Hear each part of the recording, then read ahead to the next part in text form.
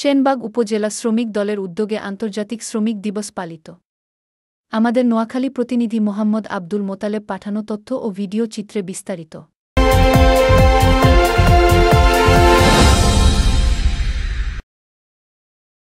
নোয়াখালীর সেনবাগ উপজেলা শ্রমিক দলের উদ্যোগে সেনবাগের গণমানুষের কাণ্ডারি দেশনেত্রী বেগম খালেদা জিয়ার সম্মানিত উপদেষ্টা জয়নুল আবেদিন ফারুক এর নির্দেশে ১ মে আন্তর্জাতিক শ্রমিক দিবস পালন করা হয়। আন্তর্জাতিক শ্রমিক দিবসের এই র্যালিতে অংশগ্রহণ করেন উপজেলা বিএনপি যুবদল, শ্রমিক দল ও ছাত্রদলের নেতৃবৃন্দ।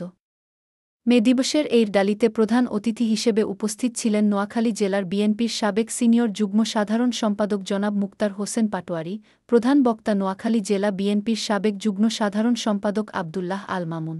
বিশেষ অতিথি ছিলেন পৌরসভা বিএনপির আহ্বায়ক মাস্টার আব্দুল হান্নান লিটন, সেনবাগ উপজেলা বিএনপির সিনিয়র যুগ্ম আহ্বায়ক আমিন উল্লাহ বি.এস.সি এবং উপজেলা শ্রমিক দলের সদস্য সচিব হাজী জাফর আহমেদ।